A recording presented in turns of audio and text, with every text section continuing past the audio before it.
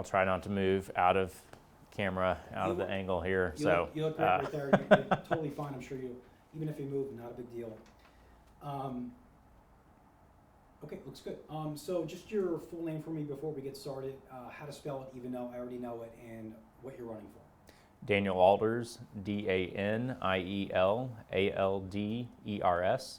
I'm running for state representative for House District 6. Great, thanks for coming in. I really appreciate this. Yeah.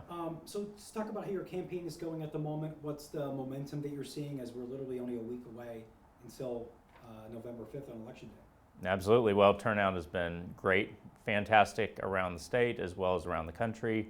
Here in Smith County, we're seeing higher turnout than we have seen in previous presidential election years. So we're excited. You know, it's great to be a week out and finally be in a position to get to work. It feels like this campaign season has been going on forever. So it's good to be near the end.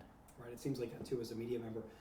For people who may not be familiar with you and this particular race, what made you run for this seat, and maybe talk about your background a little bit? Now, you don't have to go all in your background, everything, little detail, but just talk a little bit about your background and what made you run for the seat. Sure. Well, this campaign has been about East Texas.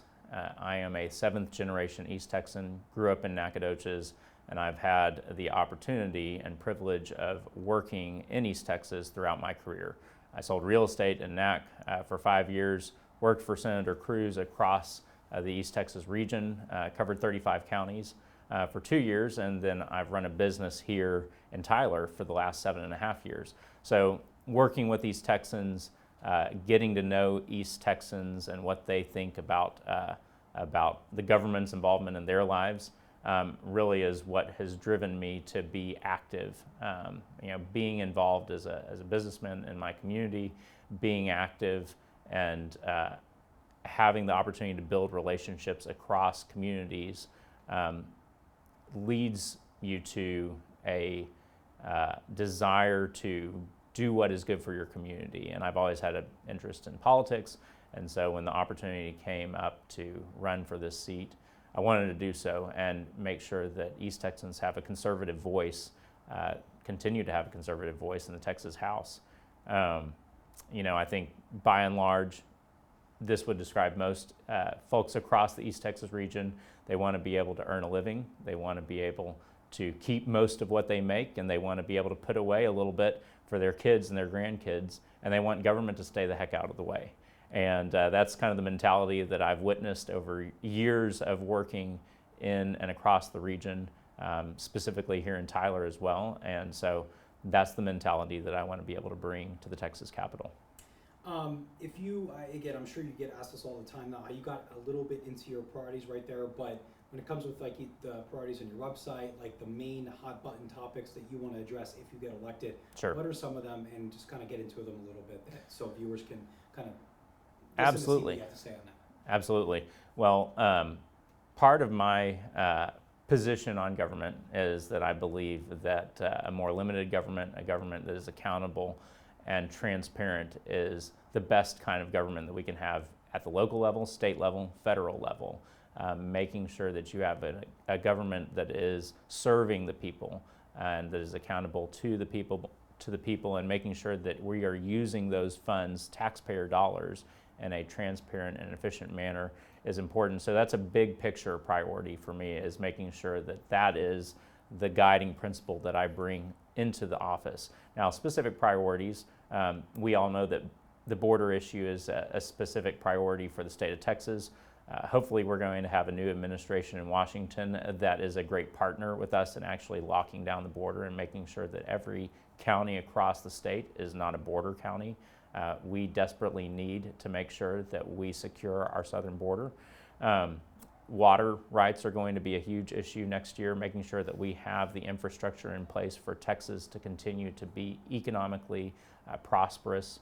We're the 8th largest economy in the world, and making sure that we've got the infrastructure in place for Texans to be successful is an important part of the equation. So water and energy are going to be two fights that we're going to see during the 89th session. And then school choice is going to be an issue that has been on the ballot this year, and it's going to be tackled during the legislative session. We want to make sure that we provide that freedom of choice for parents so that they can choose the route that their kids need to take individually. They can choose that best route for their kids. Why do you think school choice, now I know it's a big deal here in Texas. Yeah. I don't know where it is in Pennsylvania, because again, when I grew Yeah. up, I didn't pay attention to politics when I was a kid. Sure. But why is it such a big, just from your, because first time I'm interviewing you, why is school choice such a hot button issue for many families across the state? And your stance on that, of course, you talked about school choice, but just why do you think it's such a big issue? Well, I mean, kids matter. And I think actually this is one of the silver linings of if you were to look back over the last 4 years and go, what were some good things that came out of COVID? And that's a struggle, but to find something good that came out of COVID. But I think one of the things that we can look at is parents had an opportunity to kind of get an inside look at what their kids were learning, and they wanted to get involved in their schools and take back some responsibility that they had perhaps let slip away over the years. And so I think that provided the impetus for this discussion that we see going on across the country, where parents are going to their school boards, they're being engaged, they're talking about curriculum, they're talking about things that are going on in the classroom and in their public schools. And I think it's a good thing. It's a healthy conversation. Parents being involved in their kids' education is crucial for the success of the next generation. And so we need involved parents. And I think that's what's driving this, is the next generation matters, and how our kids are being educated matters, and why we see school choice on the ballot, why we see school choice as a priority issue for the governor and for our legislature next year, is because we want parents to be able to have the freedom to choose which route is best for that individual child. And that could be public school, that could be private, that could be homeschool. There's a variety of options that are available to parents out there. And we've got a great number of choices available right here in Tyler, in Smith County.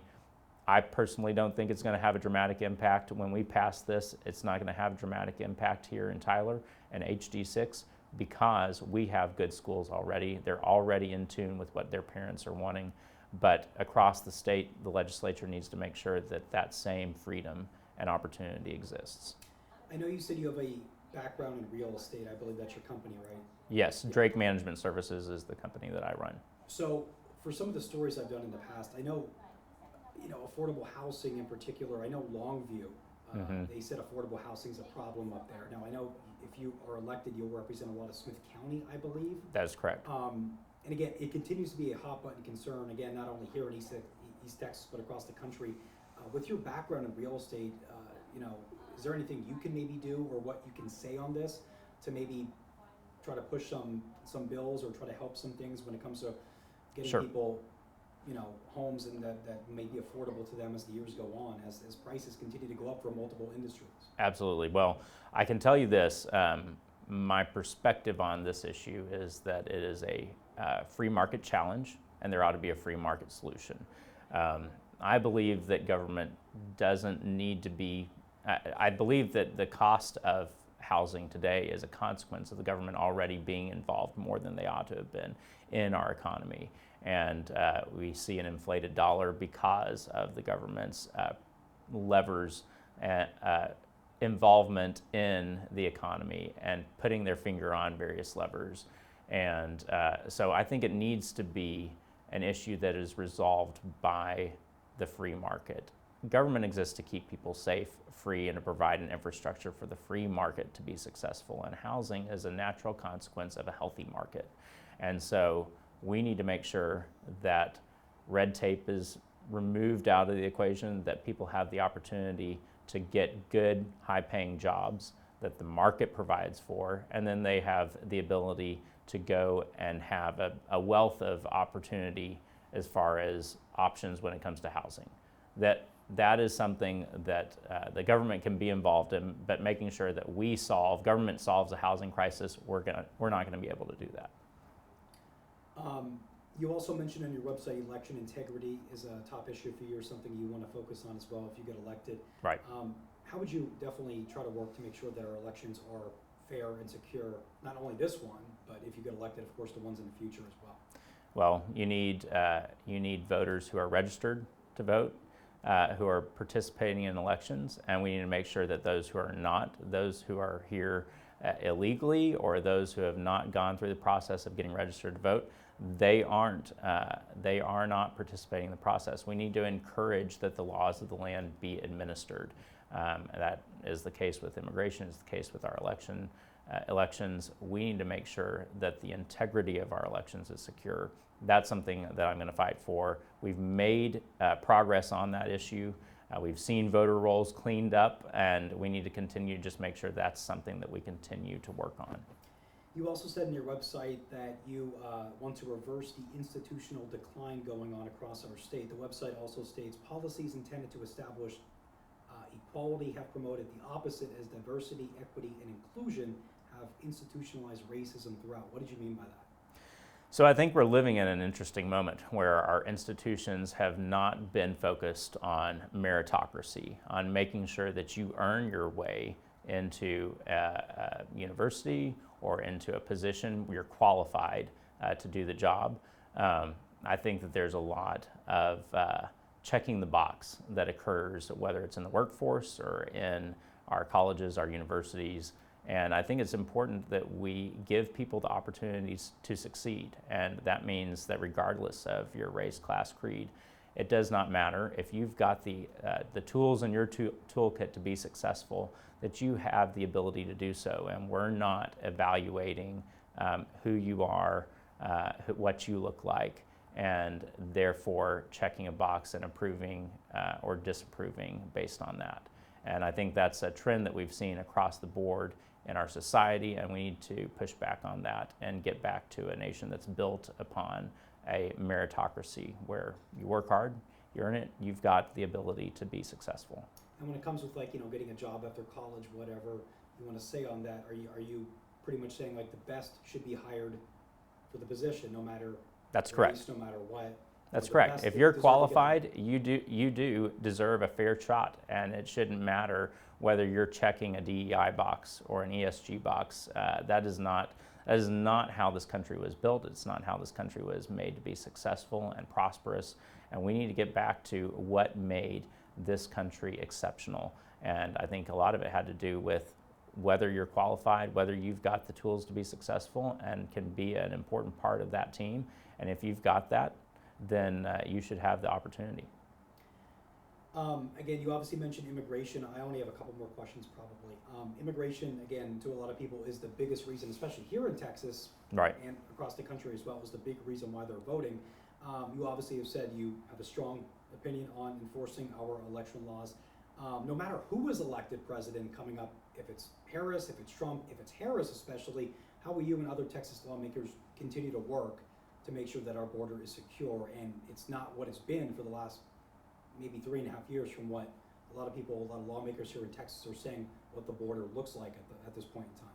Absolutely, well, it's a great question, and hopefully we will not face that scenario. But if Vice President Harris is elected in November, in a week from now, you're going to see Texas strained once again, consistent through the last 3.5 years and for another 4 years, because their administration, the Biden-Harris administration, has been unwilling to enforce the laws that are on the books. And we've heard a lot about a bill that was introduced in Congress that could potentially deal with the situation on the border.